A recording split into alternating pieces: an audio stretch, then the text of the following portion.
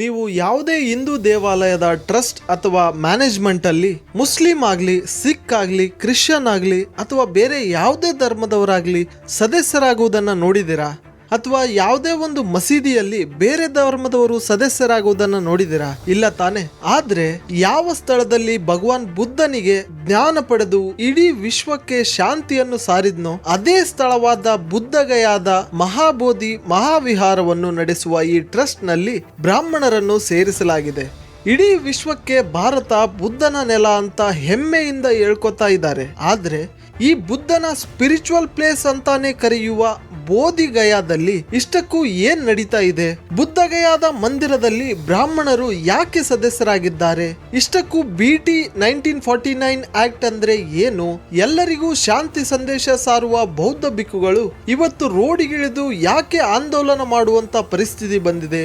ಈ ಬುದ್ಧಗಯಾದ ನಿಜವಾದ ಇತಿಹಾಸ ಏನು? ಇವೆಲ್ಲ ಪ್ರಶ್ನೆಗಳನ್ನ ಒಂದೊಂದಾಗಿ ನೋಡ್ತಾ ಹೋಗೋಣ. ನಮಸ್ಕಾರ ಸ್ನೇಹಿತರೆ, ಪ್ರೋ ಇಂಡಿಯನ್ ಸ್ಟೋರೀಸ್ ಯೂಟ್ಯೂಬ್ ಚಾನಲ್ಗೆ ಸ್ವಾಗತ.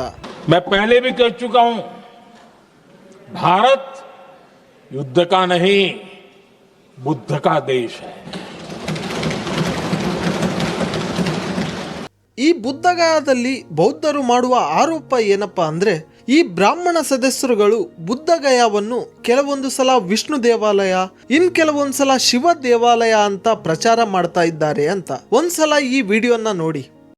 पांच पांडव, हाँ, ये माता द्रौपदी है, हाँ जी, ये माता कुंती है, हाँ जी, ये नकुल है, ये सहदेव है, ये बीच में धर्मराज युधिष्ठिर है, ये भीमसेन है, ये अर्जुन जी है, अर्जुन जी का पुत्र अभिमन्यु है, ऊपर कृष्ण भगवान.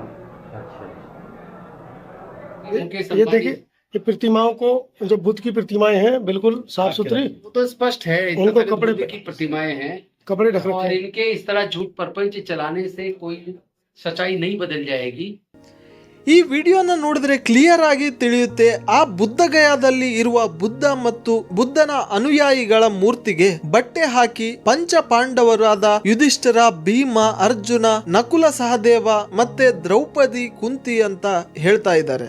ಆ ಮೂರ್ತಿಗಳಿಗೆ ಬಟ್ಟೆ ಹಾಕಿ ತಲೆ ಮೇಲೆ ಹೂಗಳನ್ನ ಹರಡಿ ಯಾವ ರೀತಿಯಲ್ಲಿ ಬುದ್ಧ ಧಮ್ಮವನ್ನ ಬ್ರಾಹ್ಮಣೀಕರಿಸಲಾಗುತ್ತೆ ಅಂತ ತಿಳಿಯುತ್ತೆ. ಇದೇ ವಿಷಯವನ್ನ ತೆಗೆದುಕೊಂಡು ಬುದ್ಧಗಯಾದ ಮಂದಿರದ ಮುಂದೆ ಫೆಬ್ರವರಿ 12, 2025ರಿಂದ ಬೌದ್ಧ ಭಿಕ್ಕುಗಳು ಆಮರಣ ಉಪವಾಸ ಮಾಡುತ್ತಾ ಕುಳಿತ ಈ ಬೌದ್ಧ ಅನುಯಾಯಿಗಳ ಮುಖ್ಯ ಬೇಡಿಕೆಗಳು ಏನಪ್ಪಾ ಅಂದ್ರೆ ಬುದ್ಧಗಯಾದ ಮಹಾವಿಹಾರವನ್ನು ಸಂಪೂರ್ಣವಾಗಿ ಬೌದ್ಧರಿಗೆ ಹಸ್ತಾಂತರಿಸಬೇಕು. ಹಾಗೆಯೇ ಮಹಾವಿಹಾರದ ನಿರ್ವಹಣೆಯಲ್ಲಿ ಬ್ರಾಹ್ಮಣರಿಗೆ ಸದಸ್ಯರಾಗಲು ಅನುಮತಿ ನೀಡಿದಂತ ಬುದ್ಧಗಯಾ ಟೆಂಪಲ್ ಆಕ್ಟ್ 1949 ರದ್ದು ಮಾಡಬೇಕು ಅಂತ ಹೇಳ್ತಿದ್ದಾರೆ. ಆದ್ರೆ ಅದೇ ಸಮಯದಲ್ಲಿ ಇದು ಹಿಂದೂ ದೇವಾಲಯ, ಮಹಾಭಾರತದ ಕಾಲದಲ್ಲಿನ ಯುದ್ಧದ ನಂತರ ಪಂಚ ಪಾಂಡವರು ಬಂದು ಇಲ್ಲಿ ಶಿವನ ಪೂಜೆ ಮಾಡಿ ಯುದ್ಧದಲ್ಲಿ ಸತ್ತವರ ಪಿಂಡದಾನ ಮಾಡಲು ಬಂದಿದ್ರು ಅಂತ ಹೇಳ್ತಾರೆ. ಅಲ್ಲಿಗೆ ಬರುವ ಭಕ್ತರು ಕೂಡ ಬುದ್ಧನ ಮೂರ್ತಿಗೆ ಶಿವನ ಹೆಸರಲ್ಲಿ ಪೂಜೆ ಮಾಡ್ತಾ ಇದ್ದಾರೆ.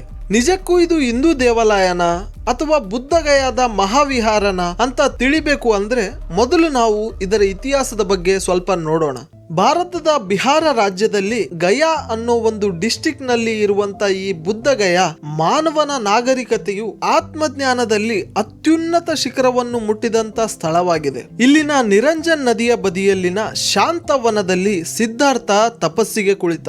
ದೀರ್ಘ ವರ್ಷಗಳ ನಂತರ ಆ ಬೋಧಿ ವೃಕ್ಷದ ಕೆಳಗೆ ಸಿದ್ಧಾರ್ಥನಿಂದ ಬುದ್ಧನಾಗಿ ಮಾಡಿದ ಜ್ಞಾನವನ್ನು ಪಡೆದುಕೊಂಡರು. ಇದೇ ಸ್ಥಳ ಮುಂದೆ ಒಂದು ಸಮಯದಲ್ಲಿ ವಿಶ್ವ ಇತಿಹಾಸದಲ್ಲಿ ಮಹಾಬೋಧಿ ಮಹಾವಿಹಾರ ಅನ್ನೋ ಹೆಸರಿಂದ ಪ್ರಸಿದ್ಧಿ ಆಯಿತು. 300 BC 3ನೇ ಶತಮಾನದ ಭಾರತ ಮೌರ್ಯ ಸಾಮ್ರಾಟ ಅಶೋಕನ ಆಳ್ವಿಕೆಯಲ್ಲಿತ್ತು. ಕಳಿಂಗ ಯುದ್ಧದ ಪಶ್ಚಾತ್ತಾಪದಿಂದ ಬಳಲುತ್ತಿದ್ದ ಅಶೋಕನಿಗೆ ಬುದ್ಧ ಧಮ್ಮ ಬೆಳಕಾಗಿ ಸಿಕ್ಕಿತು. ಆನಂತರ ಅಶೋಕ ಬುದ್ಧನೊಂದಿಗೆ ಸಂಬಂಧಿಸಿದಂತ ಭಾರತದ ಎಲ್ಲಾ ಸ್ಥಳಗಳಲ್ಲಿ ಸ್ತೂಪಗಳನ್ನ ಮತ್ತೆ ವಿಹಾರಗಳನ್ನ ನಿರ್ಮಿಸುತ್ತಾ ಬಂದ. ಅದರಲ್ಲಿ ಈ ಬುದ್ಧಗಯಾವೂ ಕೂಡ ಒಂದು ಮುಖ್ಯವಾದಂತ ಸ್ಥಳವಾಗಿದೆ. ಸ್ವತಃ ಅಶೋಕನೇ ಬುದ್ಧಗಯಕ್ಕೆ ಬಂದಿದ್ದ ಅಂತ ಕೆಲವು ಶಾಸನಗಳಲ್ಲಿ ದಾಖಲೆ ಇದೆ. ಅಶೋಕ ಬುದ್ಧನ ಜ್ಞಾನದ ಸ್ಥಳವನ್ನು ಗುರುತಿಸೋದಕ್ಕಂತಾನೆ ಅಲ್ಲಿ ಒಂದು ಕಲ್ಲಿನ ವಜ್ರಾಸನವನ್ನು ಕಟ್ಟಿಸ್ತಾನೆ. ಮತ್ತೆ ಅದಕ್ಕೆ ಡೈಮಂಡ್ ಥ್ರೋನ್ ಅಂತಾನೂ ಕರೀತಾರೆ.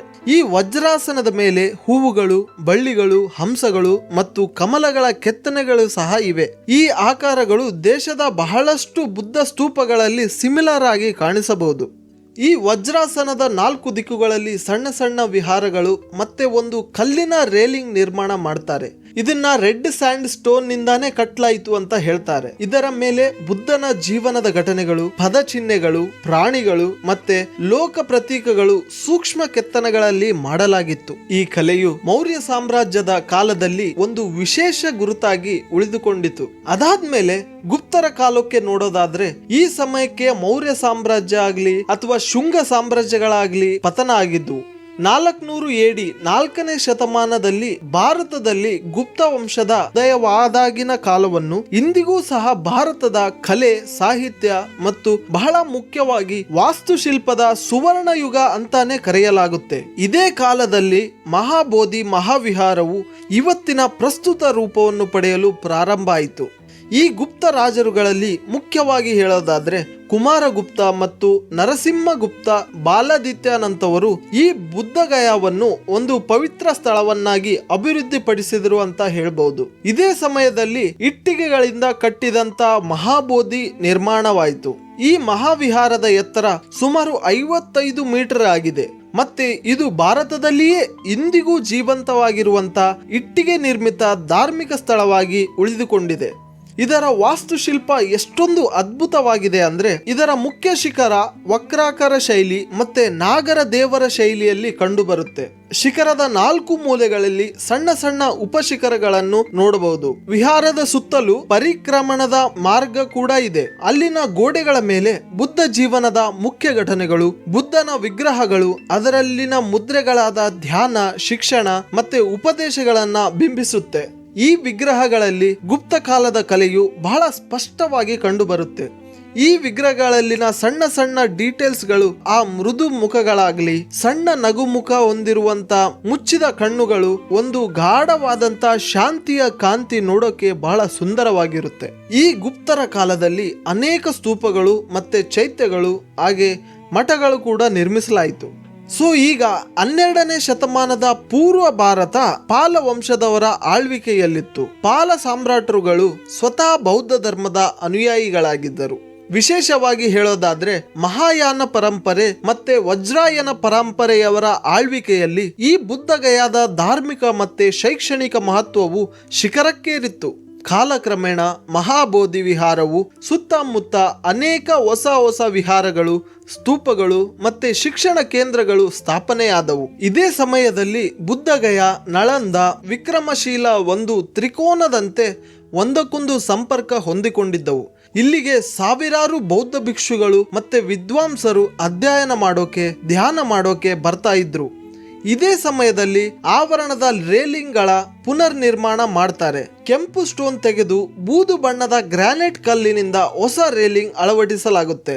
ಇವುಗಳ ಮೇಲೆ ಸಹ ಬೌದ್ಧ ಪ್ರತೀಕಗಳು, ಧಮ್ಮಚಕ್ರ, ಸ್ತೂಪಗಳು, ಗರುಡ, ಬಳ್ಳಿಗಳು ಮತ್ತೆ ಹೂವುಗಳ ಕೆತ್ತನೆ ಮಾಡ್ತಾರೆ. ಇಂದಿಗೂ ಸಹ ಕೆಲವು ರೇಲಿಂಗ್ಗಳ ಭಾಗಗಳಲ್ಲಿ ಈ ಕೆತ್ತನೆಗಳು ಸಿಗುತ್ತೆ.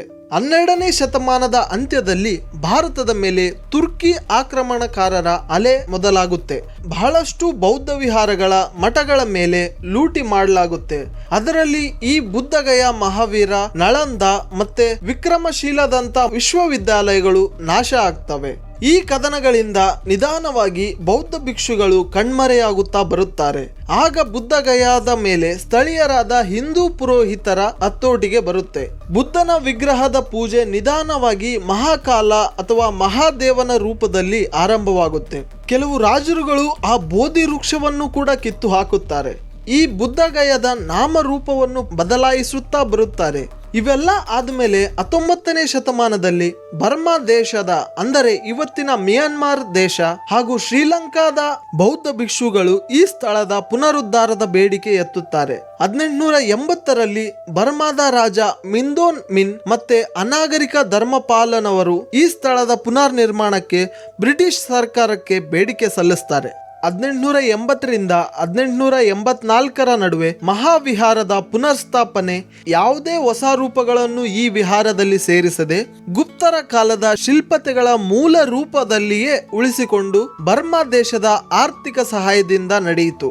1949ರಲ್ಲಿ ಮಹಾಬೋಧಿ ಮಂದಿರ ಕಾಯ್ದೆ ಜಾರಿಗೆ ಬಂತು. ಇದರ ಪ್ರಕಾರ ಮಂದಿರ ನಿರ್ವಹಣಾ ಸಮಿತಿಯಲ್ಲಿ 4 ಬೌದ್ಧರು 4 ಹಿಂದೂ ಧರ್ಮದವರಾಗಿರಬೇಕು. ಇದರ ಅಧ್ಯಕ್ಷತೆ ಗಯಾ ಜಿಲ್ಲೆಯ ಜಿಲ್ಲಾಧಿಕಾರಿಯಾಗಿರಬೇಕು. ಅಂದರೆ ಮೆಜಾರಿಟಿ ಹಿಂದೂ ಧರ್ಮದವರಾಗಿದ್ದು ಇಲ್ಲಿ ಸಹಜವಾಗಿ ಕಂಡು ಬರುತ್ತೆ. ಇಷ್ಟೆಲ್ಲಾ ಇತಿಹಾಸದಲ್ಲಿ ಬಹಳಷ್ಟು ಬಾರಿ ಬುದ್ಧ ಗಯಾದ ಉಲ್ಲೇಖ ಇದ್ರೂ ಕೂಡ ಇದನ್ನ ಶಿವ ಮಂದಿರ ಅನ್ನೋದಾಗ್ಲಿ ಅಥವಾ ಪಾಂಡವರ ಸ್ಥಳ ಆಗಿತ್ತು, ಪಿಂಡದಾನ ಮಾಡುವ ಹಿಂದೂ ಧರ್ಮದ ಧಾರ್ಮಿಕ ಸ್ಥಳ ಅಂತ ಹೇಳ್ತಾರೆ. ಅಂದ್ರೆ ಇದು ಒಂದೇ ಅಲ್ಲ, ದೇಶದಲ್ಲಿ ಹಲವು ಕಡೆ ಇಂತಹ ಬೌದ್ಧ ಪರಂಪರೆಯ ಸ್ಥಳಗಳು ಇವೆ. ಅವುಗಳೆಲ್ಲ ಇಂದಿಗೂ ಕೂಡ ಹಿಂದೂ ದೇವಾಲಯಗಳು ಅಂತ ಹೇಳಿ ಚಿತ್ರಿಸಿ ಪೂಜೆ ಮಾಡಲಾಗುತ್ತಿದೆ.